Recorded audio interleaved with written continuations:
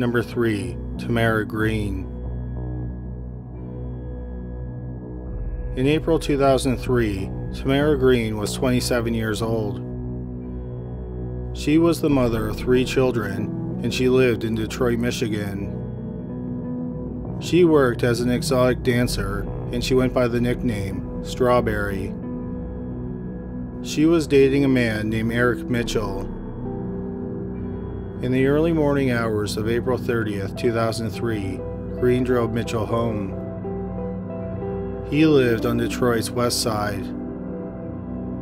At about 3:40 a.m., they were both sitting in Greene's car, chatting. Suddenly, a white Chevy Trailblazer pulled up, and a man inside the SUV started shooting at them. Greene was shot 3 times, and Mitchell was hit 5 times.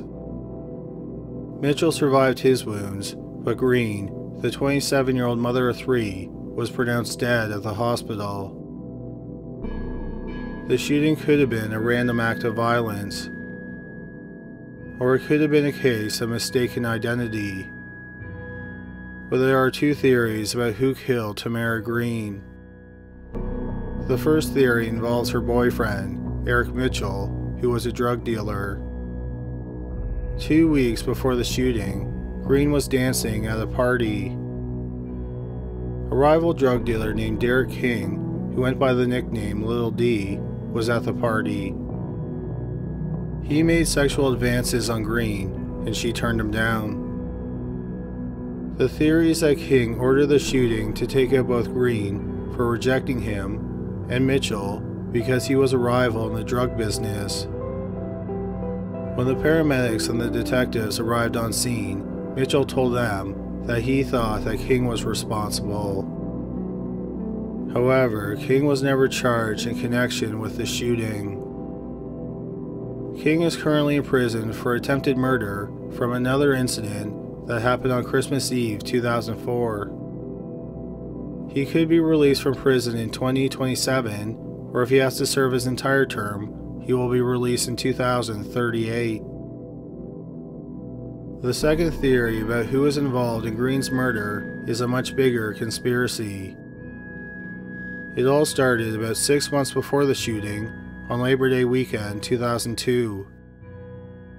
There is a rumor that then Detroit Mayor Kwame Kilpatrick hosted a party for the Executive Protection Unit, which is known by its acronym, the EPU. The EPU is part of the city's police department, and it works security for the mayor. Kwame hosted the party at the Manoogian Mansion, which is the official residence for the mayor of Detroit. Apparently, 10 police officers were in attendance. Supposedly, at the party, there was marijuana, cocaine, and strippers. One of the strippers was supposedly Tamara Greene. The rumor is that when the party was in full swing, Mayor Kwame's wife, Carlita Kilpatrick, unexpectedly came home. When she walked in, her husband was supposedly getting a lap dance from Greene. Allegedly, Carlita was furious and she attacked Greene. At first, she punched Greene and then she beat her with the leg of a table. Greene was apparently injured to the point where she had to go to the hospital. Then 6 months after the supposed party, Greene was shot to death. The theory is that Greene knew too much, and she possibly asked for money to stay quiet. Instead of paying her off, she was killed. Some people think that the shooter was a member of the Detroit police force. The gun used in the shooting was a .40 caliber Glock pistol, which was the same caliber and model used by Detroit police officers. About a month after the shooting, one of Kwame's bodyguards, Harold Nelthrop, got in contact with the Internal Affairs Department. He told them that Kwame was abusing his privilege with the Executive Protection Unit. Nelthrop alleged that members of the EPU were covering up for extramarital affairs that Kwame was having. They also covered up drunk driving accidents and falsified other records. Not long afterward, Nelthrop was fired. On May 9, 2003, a few weeks after Nelthrop's allegations became public, Kwame fired the chief of police, Gary Brown. 4 days later, Brown released a memo that detailed rumors about the party. After the memo was made public, the Attorney General of Michigan ordered an investigation. After a 5-week investigation, the Attorney General said that there was no evidence that the party took place, and he called it an urban legend. However, several people came forward and said that the party did happen. Supposedly, one of the exotic dancers was an off-duty police officer. Another woman said she was paid $1,000 to dance at the party. Even though the Attorney General said that the party didn't happen, this wasn't the end of the legal problems for Mayor Kwame and the city of Detroit. One lieutenant with the Detroit police named Alvin Brown was investigating the murder of Tamara Greene and the connection to the supposed party. But he was transferred before he could complete his investigation. He sued the city, saying he was transferred to stop his investigation into the party. In October 2005, he won his lawsuit and he was awarded $200,000. The judge ruled that his transfer was in retaliation for investigating the link between the party and the murder.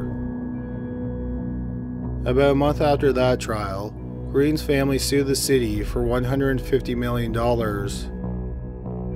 Then Harold Nelthrop, Kwame's former bodyguard, and Gary Brown, the former chief of police, filed a whistleblower lawsuit.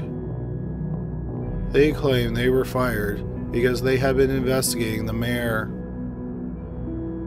While this was going on, Kwame went on to be elected for a second term. In August 2007, Nelthrop and Brown won their whistleblower lawsuit, and they were awarded $6.5 million. Kwame said he was going to appeal the decision. But then, during the settlement negotiations, Kwame agreed to a settlement of $8.4 million, which is $1.9 million more than the original settlement. Exactly why he agreed to pay the higher settlement wouldn't be made public until months later, after the Detroit Free Press requested that all the files from the case be made public under the Freedom of Information Act. This included Mayor Kwame's text messages from his phone, which was supplied by the city. There were 14,000 text messages sent between him and his chief of staff, Christine Beatty. The text messages clearly show that Kwame and Beatty, who was also married, were having a sexual affair. According to the text messages, the affair began in 2002, before the supposed party at the mansion. During the whistleblower trial, both Kwame and Beatty testified, and while under oath, they said that they weren't having an affair. Their text messages were not available during the whistleblower trial because, supposedly, they had been lost. When the settlement was being negotiated, Brown and Nelthrop's lawyers were able to get a hold of the 14,000 text messages. The text messages clearly show that Kwame and Beatty were having an affair, and that meant that they lied under oath, which is perjury. This is why Kwame agreed to pay the $8.4 million settlement instead of the $6.5 million settlement. In January 2008, the Detroit Free Press published several stories about the whistleblower trial, the text messages, and the affair. In February 2008, Beatty resigned from her position. Mayor Kwame was urged to resign, but he refused. Then on March 24, 2008, Beatty and Kwame, who was still the mayor, were charged with a series of crimes. Beatty was charged with 7 felonies, and Kwame was charged with 8 felonies. The charges included perjury, obstruction of justice, and misconduct in the office. Kwame pleaded guilty to 2 counts of obstruction of justice. He was sentenced to 4 months in jail, and he was ordered to pay the city of Detroit $1 million. He also had to resign as mayor. September 18, 2004, 2 weeks after he pleaded guilty, was his last day in office. In December 2004, Christine Beatty also pleaded guilty to obstruction of justice. She was also sentenced to 4 months in jail and had to pay restitution of $100,000. Kwame served 99 days in county jail, and then he was released on parole. Then in April 2010, a judge determined that Kwame had been hiding hundreds of thousands of dollars. This was money he was supposed to pay to the city. Kwame had been claiming that he could only pay $6 a month.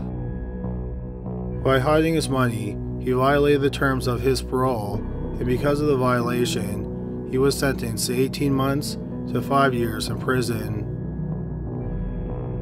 In December 2010, while he was still in prison, he was indicted for more corruption charges. The charges included racketeering, bribery, extortion, and tax crimes. According to investigators, Kwame was corrupt for all 6 years that he was mayor. He was accused of setting up fake jobs for family members, pay-to-play schemes, and he used taxpayer money to cover up secret affairs. He also used taxpayer money to throw lavish parties. Kwame was found guilty of these charges, and in October 2013, he was sentenced to 28 years in prison. When he's released, he'll have to pay restitution of $11.2 million. The question is, was Tamara Greene killed because of the party held around Labor Day weekend at the mayor's mansion? Officials with the city of Detroit still claim that there was no party, and they said it's just an urban legend.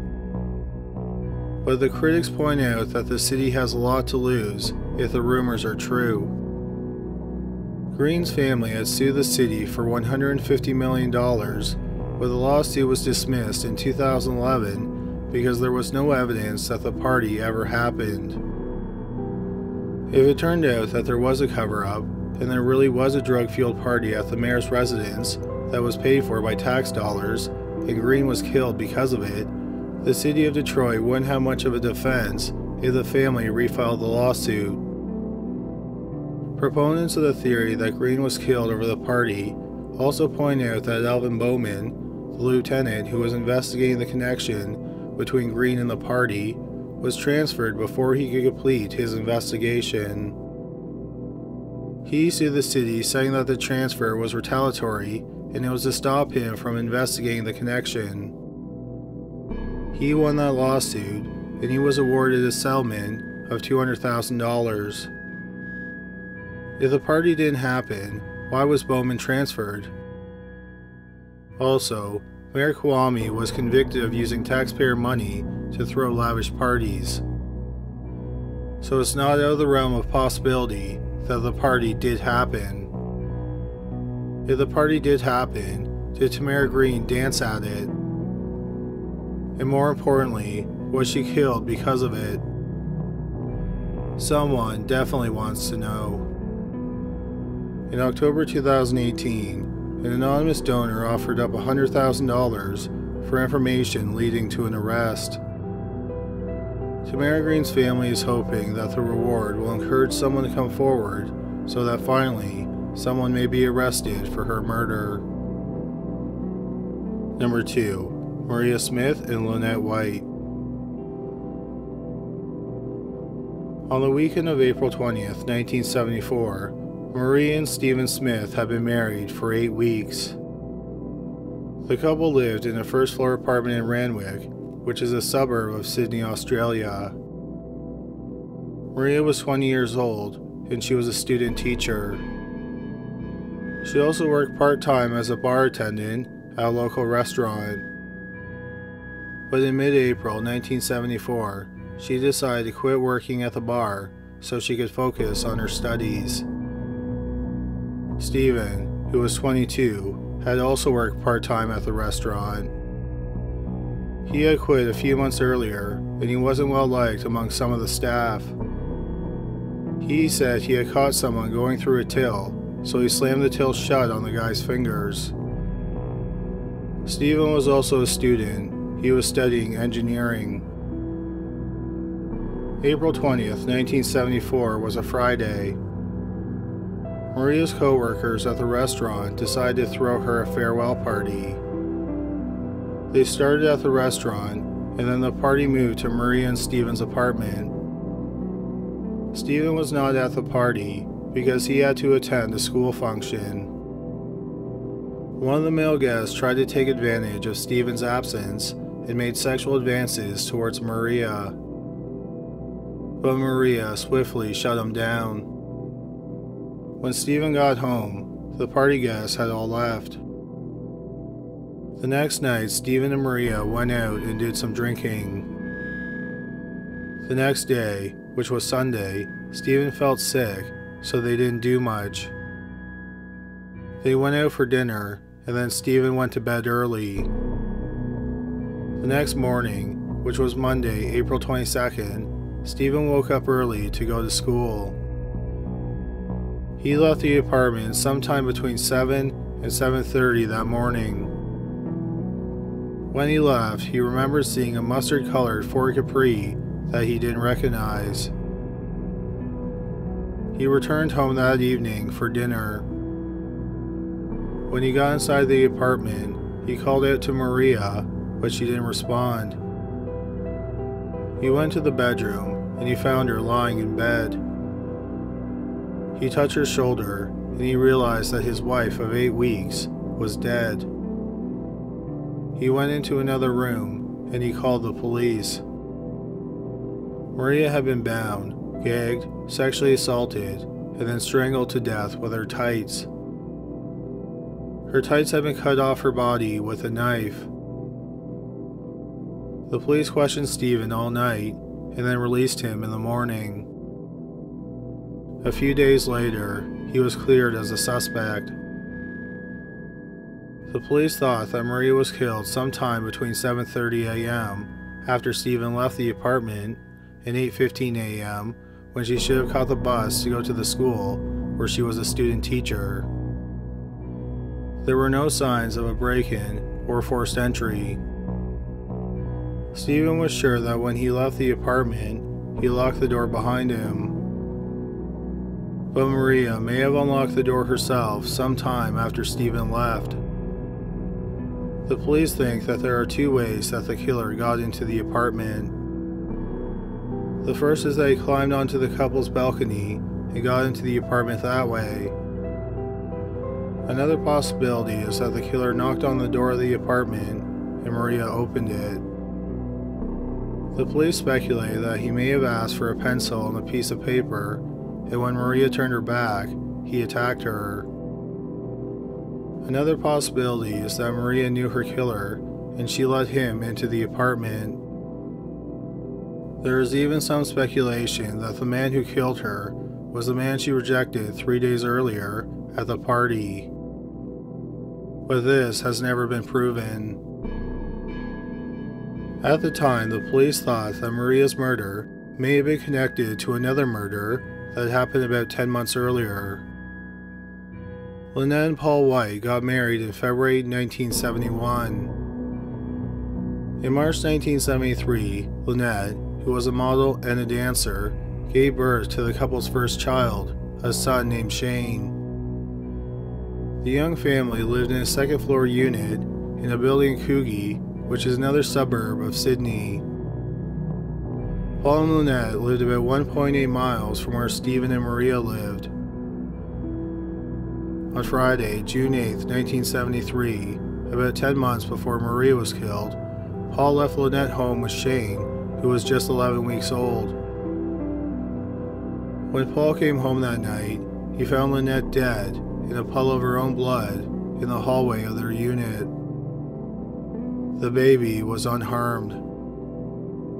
Paul called the police, and they pieced together what they thought happened that morning.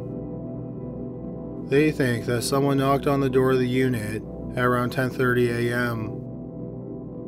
The police think it's possible that the killer watched Paul leave for work, and he knew that Lynette was home alone. There was a broken mug on the floor near the door. So the police think that the killer asked Lynette for a drink of water. When she went to hand him the mug with the water, he burst into the apartment. When he got inside the unit, he picked up a large carving knife. The police think that the killer made Lynette undress. He possibly forced her to do this at knife point.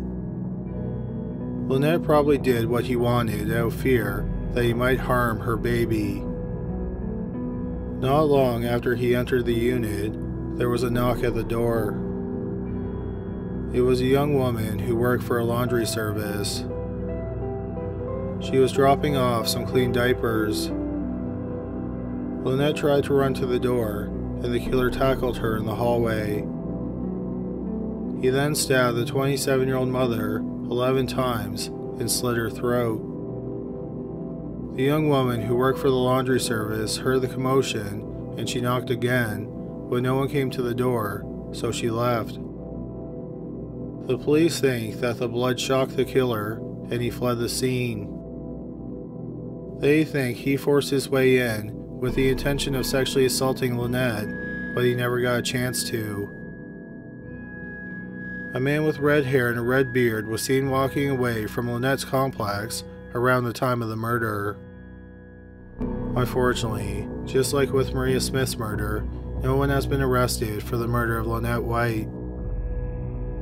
The police thought that the murders were connected because they shared a lot of similarities. Both victims were attractive white women with dark hair, and they were both in their 20s.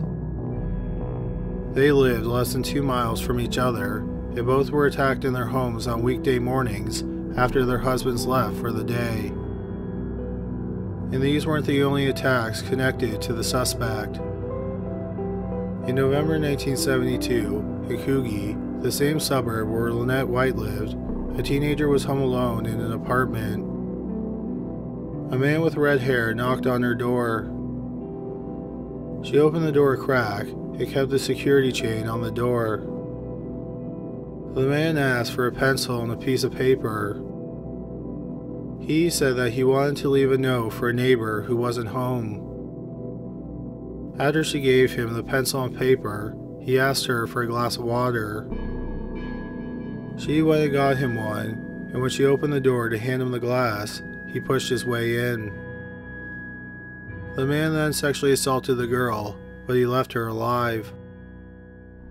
This attack happened about 8 months before Lynette was killed.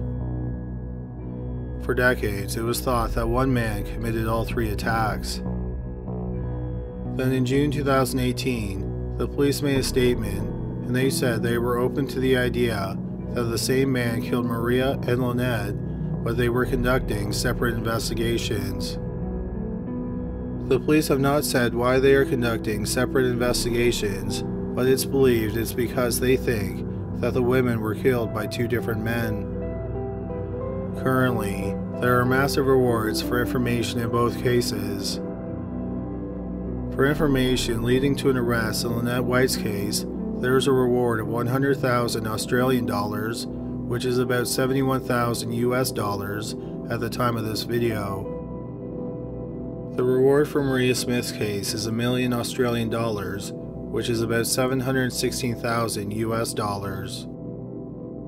The husbands of both victims said that even after 4.5 decades, they are still profoundly haunted by their losses. They are hoping that the rewards will lead to some closure. Number 1. Barry and Honey Sherman. Barry Sherman was born in February 1947 in Toronto, Ontario, Canada. It was clear from a young age that Barry was very intelligent. When he was just 16 years old, he attended the University of Toronto to study engineering. He graduated at the top of his class, and then he went to MIT. He eventually got his PhD in astrophysics. Barry's uncle owned the largest wholly Canadian-owned pharmaceutical company. His uncle died in 1965, and in 1967, Barry bought the company. In 1970, Barry was introduced to 23-year-old Honey Reich, a recent graduate of the University of Toronto. The next year, Barry and Honey got married. They would go on to have 4 children, 1 son and 3 daughters. In 1972, Barry sold a pharmaceutical company that was once owned by his uncle. The following year, he started a new company called Apotex. The company made generic drugs. The company was highly successful, and it became Canada's largest drug company. Apotex made Barry Sherman a very wealthy man. For 15 years, he appeared on Forbes' World's Billionaires list. His personal net worth was projected to be about $3.2 billion US. To many people, Barry and Honey came across as kind and generous. They were philanthropists who donated millions of dollars for initiatives, research, and charity. But not everyone thought highly of Barry Sherman. A law professor accused Barry and his company of gouging Canadians with high drug prices. Barry also made many enemies among big pharmaceutical companies. Brand name pharmaceutical companies like Pfizer and Johnson & Johnson research, develop, market, and sell their own drugs. Barry's company, Apotex, makes generic versions of drugs. That means they manufacture drugs using the same formula and ingredients as brand name drugs, but they sell it at a lower cost because they didn't put the same money into researching and developing the drugs. During his career, Barry waged a lot of legal battles so that his company could manufacture generic versions of big-name drugs. He knew that he was a big headache for a lot of pharmaceutical companies. Journalist Jeffrey Robinson interviewed Barry for his 2001 book, Prescription Games: Money, Ego, and Power Inside the Pharmaceutical Industry. Barry admitted that he was surprised that a rival had not tried to kill him. He said for $1,000 paid to the right person, you can probably get someone killed. Perhaps I'm surprised that hasn't happened. Barry was also in constant litigation with the Canadian government. He was involved in so many litigations that he once told his employees that Apotex was a legal company that happened to sell medications. Barry was also an active political lobbyist. He used his vast wealth to persuade politicians to decrease regulations and create new laws that would generate more money for himself and his company. In August 2015, Barry hosted a Cash for Access fundraiser for Justin Trudeau, who was running for Prime Minister. Canada's lobbying commissioner thought that this violated the lobbyist code of conduct, so she began an investigation. Before she could make her findings public, Barry sued her office and had the investigation shut down. Barry also had combative relationships with former employees. In January 2017, Apotex had fired and then sued one of their longtime employees, Azim Hussain. Apotex accused Hussain of stealing company secrets. The company thought he was going to use the secrets to start his own pharmaceutical plant in his native Pakistan. Apotex was also accused of committing corporate espionage. One of Apotex's executives, Jeremy Desai, was involved in a romantic relationship with an executive with Teva Pharmaceutical Industries Limited, an Israeli-based pharmaceutical company. Teva said that their executive, a Canadian woman named Verinder Sanhu, had given some of Teva's secrets to Desai on a USB drive. Teva had filed a lawsuit regarding the supposed exchange of information in late 2016. Sanhu had been working at Teva's American offices, so the FBI investigated the allegations of corporate espionage. But in May 2017, after several months of investigating, the FBI decided not to press any charges. While Barry and Honey did donate millions of dollars to research and charities, Barry was known to be vindictive. In 1999, the Canadian government had implemented retroactive regulations on pharmaceutical companies. At the time, Barry said that this would hurt his company's earning potential. As a result, he donated a lot less money than he had originally promised. He gave $1 million to the University of Toronto, even though he said he was going to donate $20 million. He also gave $5 million less than he promised to Mount Sinai Hospital in Toronto. He held back $225,000 that was supposed to go to the Princess Margaret Hospital, and his company cut their donation to the United Way by half. Barry even had enemies among his own family. When Barry's uncle, who owned the pharmaceutical company, died in 1965, his 4 young cousins were orphaned. To make sure they were taken care of, Barry gave them 15% of the royalties on 3 drugs. They would have also been given a full-time job at the age of 21 if they were qualified. If they worked for the company for 2 years, they would have been given the option to buy 5% of the company. But his cousins said that their guardians were never told about these agreements.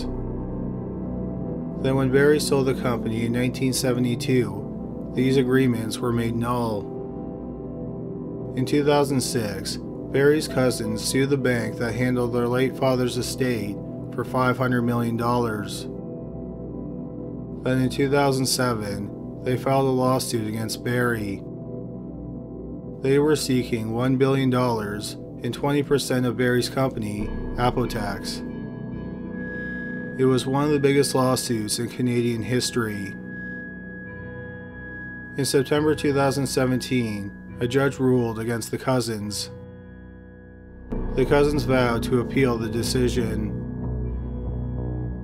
On November 27, 2017, Barry and Honey put their mansion up for sale. The couple had lived in North York, which is a Toronto suburb. They were planning on building a new mansion in Forest Hill, which is one of the most affluent neighborhoods in Toronto. On the evening of December 13, 2017, Barry and Honey were seen at the Apotex office. They were reviewing plans for their new home. The next day, no one saw or heard from Barry or Honey. This was not unusual as the couple lived busy lives. On December 15th, a pair of real estate agents brought a couple to tour the mansion. The agents led the prospective buyers downstairs where there was an indoor pool.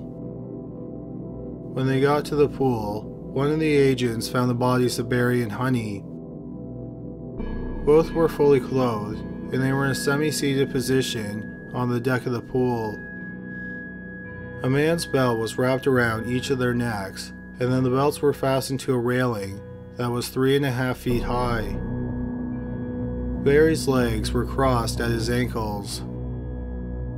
Honey was slumped to the side, as if she had been hit. At first, the police thought it might have been a murder-suicide or a double suicide. One reason they thought this was because there were no signs of break and enter or forced entry. Then 2 sets of autopsies were performed. One set was performed by a medical examiner with the province, and then Barry and Honey's family paid for a second set of autopsies. One thing that neither medical examiner could determine was the time of death. They could have been killed any time between the night of December 13th and the morning of December 15th when their bodies were found. The medical examiners found that before they died, Barry and Honey's wrists had been bound. They were probably bound with rope or plastic ties. Whatever was used to bound them has not been found. It also appeared that they were strangled with something other than the belts that were wrapped around their neck. The belts were put around their neck after they were dead. What was used to strangle them isn't known. One of the belts that was wrapped around their necks was the one that Barry had been wearing. It's not known where the second belt came from. The cause of death was ligature neck compression, which is slightly different than hanging. If someone is hanged, their own weight leads to the strangulation. Ligature neck compression suggests that they were strangled by someone tightening something, like a rope, around their necks. Because of the results of the autopsies, the police ruled that the deaths were a double homicide. The Sherman family thought that the police dragged their feet in the investigation. So they hired 3 private investigators who are former homicide detectives. One of the problems facing investigators is that Barry Sherman developed many enemies during his career. There are rumors that Teva, the Israeli pharmaceutical company that accused Apotex of corporate espionage, hired hitmen to kill Barry and Honey. What many people found odd is that Jeremy Desai, the Apotex executive who was in a relationship with the Teva executive, abruptly resigned from Apotex 6 weeks after the murders.